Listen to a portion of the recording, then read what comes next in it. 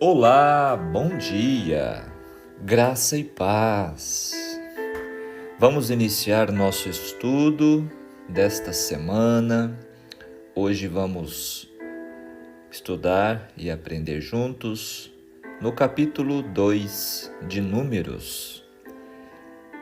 Um capítulo muito interessante, trazendo a nós um ensinamento profundo na história do povo de Deus em jornada à Terra Prometida. Como já aprendemos, o povo estava ainda ali diante do Monte Sinai, se preparando para partir em direção a Canaã. E havia uma necessidade muito especial para que eles fossem bem-sucedidos. O capítulo de hoje irá nos trazer sobre a ordem das tribos no acampamento. É impressionante o ensinamento que o capítulo de hoje nos traz sobre a importância da organização. Vamos então. Você já deve ter lido o capítulo na sua Bíblia e agora nós vamos extrair os ensinamentos detalhados. O capítulo 2 trata da ordem das tribos no acampamento. Pois ao montar um acampamento, os israelitas se organizaram em 4 grupos de 3 tribos cada. Um grupo em cada um dos 4 lados do tabernáculo. No meio, exatamente no centro do acampamento, ficava o tabernáculo, o santuário. Bem próximo dele, os levitas e sacerdotes, e ao redor de ambos, as 12 tribos de Israel se estabeleciam, arrumadas ordenadamente com Judá à frente.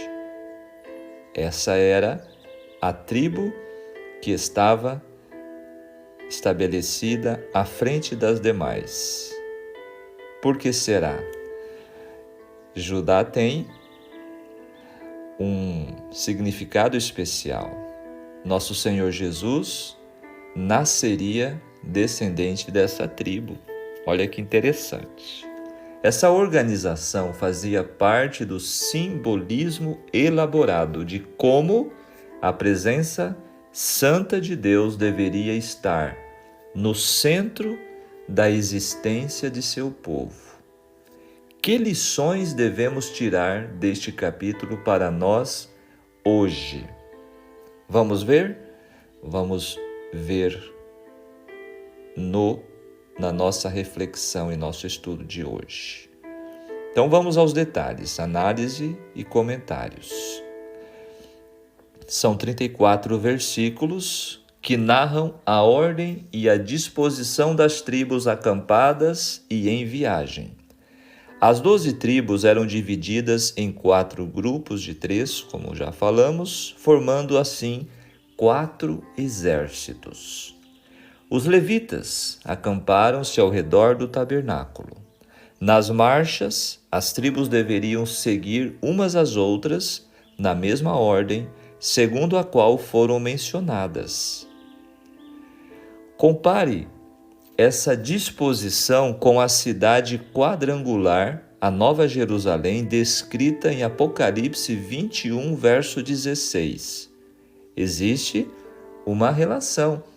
O lugar de habitação final de Deus com seus filhos, com os remidos. Olha que interessante. A Nova Jerusalém, ela também é descrita. O formato das 4 divisões da tribo de Levi encontram-se também no capítulo 3, o próximo capítulo.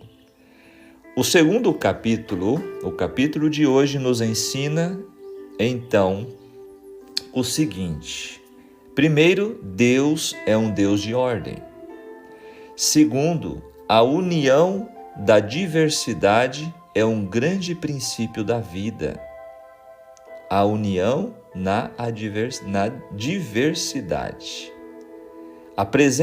Terceira lição, a presença de Deus no centro de tudo, no centro da nossa vida, da nossa família, no centro da igreja. É o lugar da reunião da igreja inteira. Quarta lição, a simetria espiritual deve ser cultivada, não havendo desigualdade nem o desenvolvimento de uma parte só, prejudicando assim as demais. A distância entre o Monte Sinai e a Terra Prometida era de apenas em torno de 11 a 15 dias de marcha. A lei e a promessa ficam próximas. Olha que legal. Então o povo estava a cerca de 11 a 15 dias de entrar na Terra Prometida. Não estava tão longe, né? O verso 2, estandarte, insígnias. O estandarte pertencia a um grupo mais amplo, ao passo que cada grupo familiar exibia sua insígnia.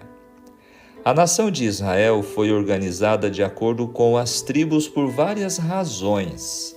Vamos a elas. Primeiro, era um modo efetivo de gerenciar e governar um grupo tão grande de pessoas. Segundo, tornou mais fácil a divisão da terra prometida. Terceiro, era parte da sua cultura e herança. As pessoas não eram conhecidas por um sobrenome, mas pela família, pela clã e pela tribo. Quarto, tornou mais fácil manter genealogias detalhadas. E genealogias eram o único modo de provar fazer parte da nação escolhida por Deus. E quinto, tornou a viagem muito mais eficiente. As pessoas seguiam o estandarte da tribo, ou seja, um tipo de bandeira, e, portanto, permaneciam juntos, evitando que se perdessem e se misturassem. Viraria confusão. Olha quantos detalhes interessantes aprendemos neste capítulo. A tradição judaica faz crer que os emblemas tribais correspondiam quanto às cores. As 12 pedras no peitoral do sumo sacerdote, cada uma tinha uma cor, conforme vimos em Êxodo 28. A tradição também sustenta que a bandeira da tríade, liderada por Judá, tinha a figura de um leão, como já falamos também. A de Ruben, a figura de um homem, a de Efraim, a figura de um boi, e a de Dan, a figura de uma águia. Interessante que esses 4 seres são descritos no livro de Ezequiel, capítulo 1, verso 10, e em Apocalipse 4, 7. Mas não há confirmação independente dessas tradições. Versos 13 e 7, ao lado oriental, o estandarte do arraial de Judá. Por ser a tribo preeminente, a Judá foi designado o leste, a posição de honra. A leste do tabernáculo ficavam as tribos de Judá, a tribo líder, depois Issacar e Zebulon. O verso 10, o estandarte do arraial de Ruben ficava para o lado sul. Ruben era o filho mais velho dos 12 filhos de Jacó, mas, como já estudamos em Gênesis, perdeu o direito à honra e às prerrogativas de primogênito por ter manchado o leito de seu pai. Se lembram? Ao sul do tabernáculo ficavam as tribos de Ruben, Simeão e Gade. Agora o verso 17, o arraial dos israelitas, dos levitas, A posição que os levitas ocupavam na peregrinação. Por causa de sua missão, os levitas ficavam ao redor do tabernáculo. Então, a tribo de Levi era a tribo que ficava mais próxima do tabernáculo, por serem aqueles que lidavam com os trabalhos sagrados do tabernáculo. Verso 18 a 25 fala do estandarte do arraial de Efraim.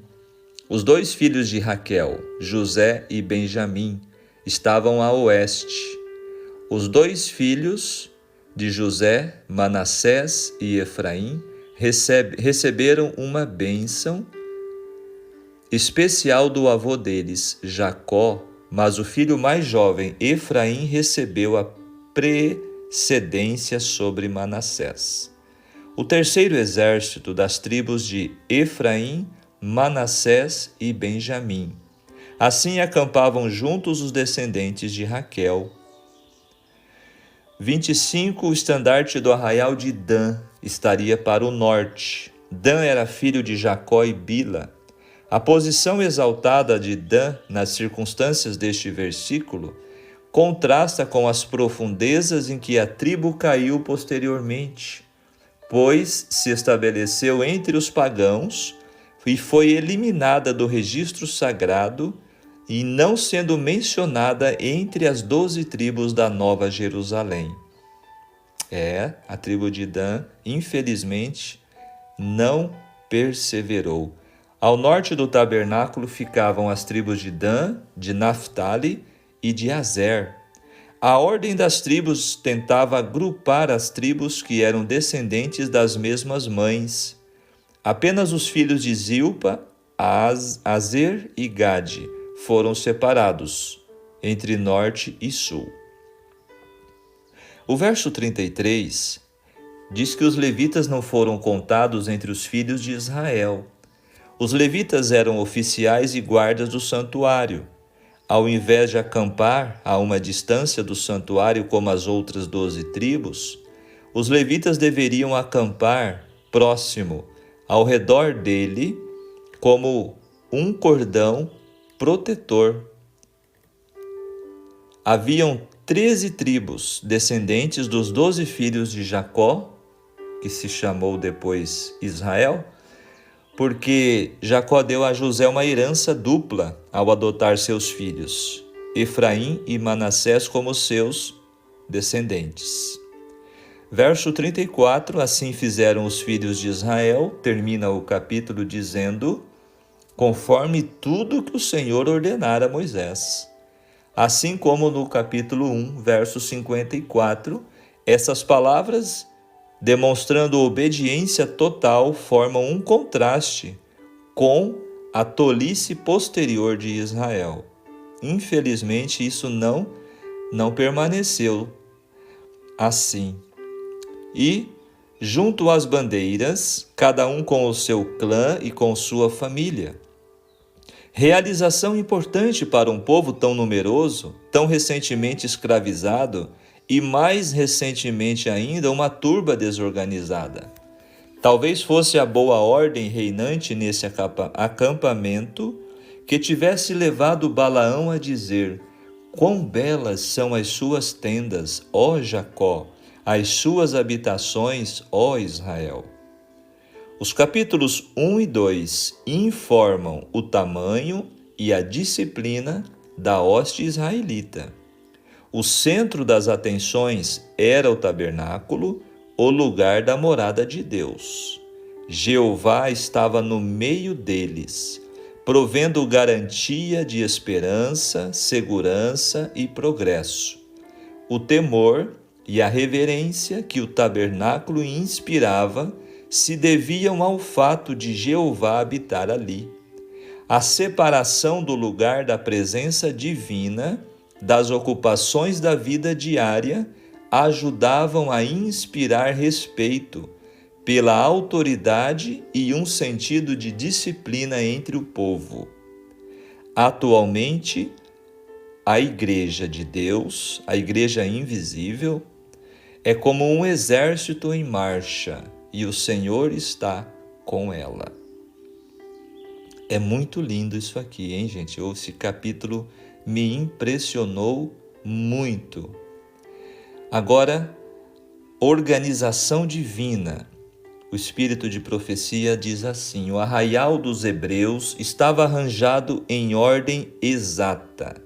Estava dividido em 3 grandes partes, tendo cada uma a sua posição designada no acampamento. No centro estava o tabernáculo, a morada do Rei invisível. Em redor estavam estacionados os sacerdotes e levitas. Além destes estavam acampados, então, todas as outras tribos. Aos levitas foi confiado o cuidado do tabernáculo e de tudo que ao mesmo se referia, tanto no acampamento como em viagem. Quando o arraial se punha em marcha, deveriam desarmar a tenda sagrada. Ao chegarem a um ponto de parada, deveriam armá-la. A pessoa alguma de outra tribo se permitia aproximar-se sob pena de morte.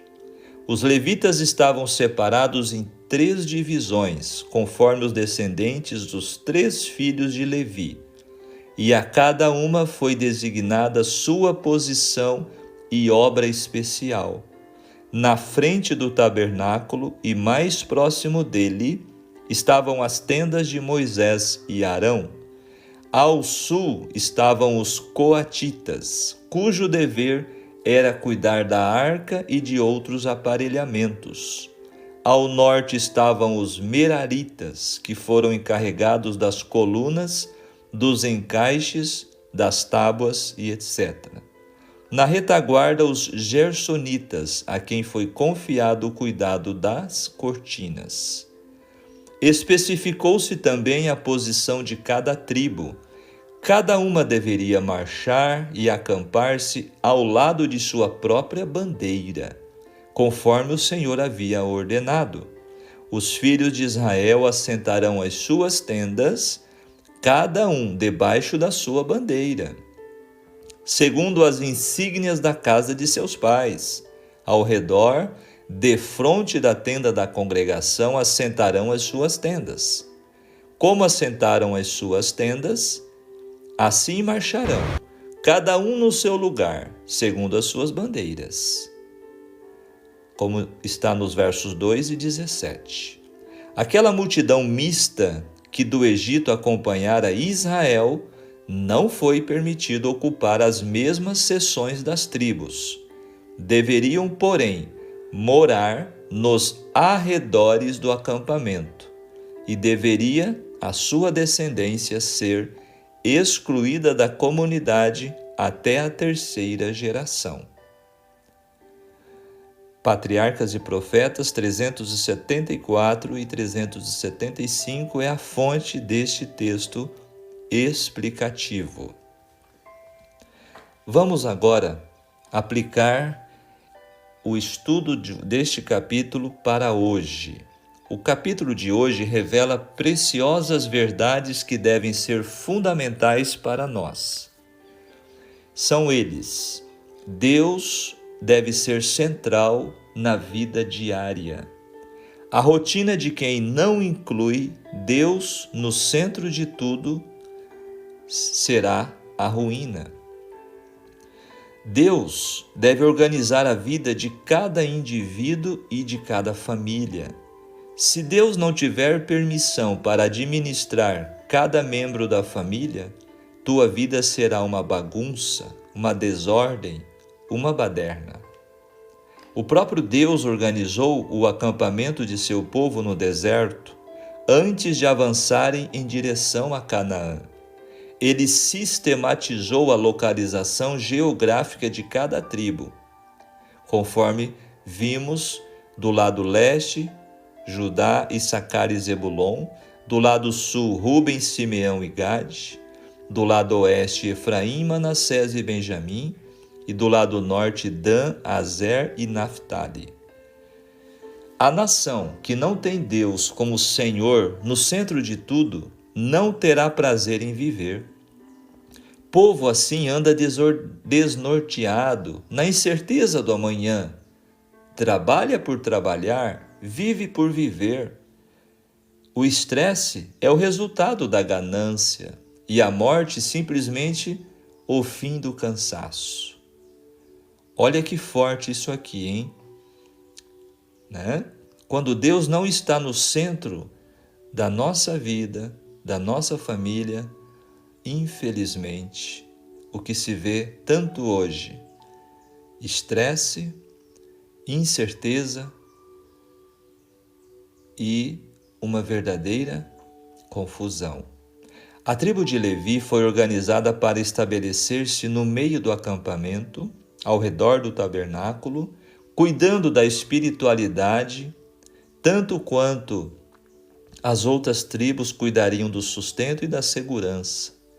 A espiritualidade, ela não deve ser periférica, ela deve ser central na vida de cada um de nós. Outro ponto interessante. As tribos do leste iniciavam a jornada, em seguida as do sul, os levitas no meio, logo seguiam as do oeste e por último as do norte. Mas que organização, não é mesmo? Ciência é o conhecimento organizado, sabedoria é vida organizada. Organize sua vida, convide Deus para tomar conta dela. Vida organizada resulta em família bem ordenada. Famílias estruturadas resultam em uma igreja e sociedade bem ordenadas. Que lições maravilhosas o capítulo de hoje nos traz, não é mesmo? Temos mais lições. As lições e simbolismos encontrados aqui no capítulo 2 têm uma relevância atemporal, ou seja, serve para a vida toda, para sempre, para todos os tempos, que pode iluminar a nossa vida cotidiana e espiritualidade contemporânea. Vamos explorar mais alguns princípios? Comunidade e unidade. A disposição das tribos ao redor do tabernáculo destaca a importância da comunidade e da unidade. Hoje, podemos aplicar essas lições da seguinte maneira: cultivando relacionamentos significativos.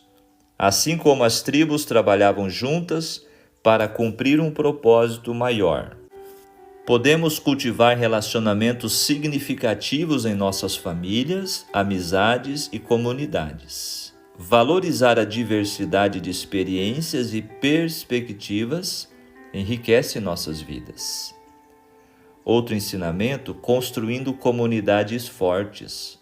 O modelo das tribos nos lembra que uma comunidade forte é composta por pessoas que trabalham juntas, compartilham responsabilidades e apoiam umas às outras. Ao buscar a unidade em nossas comunidades, podemos superar divisões e conflitos, construindo um ambiente mais harmonioso e solidário. Buscando a presença divina. A busca pela presença divina, assim como os israelitas buscavam a presença de Deus no tabernáculo, é uma jornada espiritual que pode enriquecer nossas vidas hoje. Quais são as práticas espirituais? Podemos incorporar práticas como a meditação, a oração e o estudo das Escrituras em nossa vida diária para nos aproximarmos da presença divina. Esse é o foco do nosso projeto da jornada. Exatamente desenvolver este hábito, essas práticas. Elas nos ajudam a manter uma conexão constante com Deus e viver com integridade. A busca pela presença de Deus também envolve viver com integridade e seguir valores éticos. ao adotarmos uma vida baseada em princípios espirituais, nos tornamos mais conscientes da presença de Deus em todos os aspectos de nossas vidas.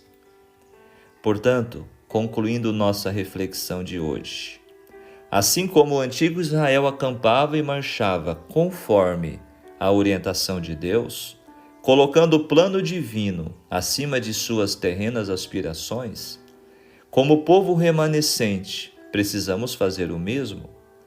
Todas as vezes que Israel se desviava da vontade de Deus, desfigurava o projeto divino e colocavam em risco a segurança e bem-estar de sua família e de toda a nação. Amados, tomar a cruz de Cristo e levá-la não tem a ver com labor excessivo e nem com autoflagelo, mas em que nos tornemos um reflexo do amor sacrificial do Salvador, de forma que Ele sempre esteja no centro de nossa vida. Esta é uma obra que Ele deseja realizar, não somente em nós, mas em nós, em nossa casa, na igreja e no mundo. Esta é a sequência que precisamos obedecer. Esta é a mensagem da cruz que o mundo precisa obedecer. Amém? Então, vamos destacar. Esta obra que Deus deseja realizar começa primeiro em mim, depois em minha família, depois na igreja e depois no mundo. E essa é a ordem que deve se seguir neste propósito de Deus na vida de cada um de nós. Que Deus nos abençoe. Como eu disse a vocês, este estudo, este capítulo, me impactou bastante por esses princípios, por esses ensinamentos tão preciosos. Vamos orar. Maravilhoso Deus e querido Pai Celestial, muito obrigado, Senhor, pelo despertar de um novo dia. Obrigado, Pai querido, pela sua graça e misericórdia, pelo seu grande amor, sacrifício e pelo seu profundo interesse em estar no centro das nossas vidas, organizando, Senhor, cada detalhe, cada necessidade, tanto individual quanto familiar, como coletivo da tua igreja. Senhor, ajude-nos a entender e a aplicar os ensinos deste capítulo de hoje para as nossas vidas. Que o Senhor sempre esteja no centro de nossas vidas. Que a sua vontade possa sempre prevalecer em nossas escolhas. Abençoe cada pessoa que está acompanhando este estudo, esta oração, em mais este dia, eu te peço em nome de Jesus. Amém. Muito bem, amigos, que Deus te abençoe, que Deus te guarde em mais um dia. Foi um prazer aprendermos juntos preciosas lições da Palavra de Deus neste capítulo de hoje. E se você puder, compartilhe com mais pessoas este estudo para que a Palavra de Deus possa alcançar mais vidas. E um grande abraço. Até amanhã, se Deus nos permitir. Tchau, tchau.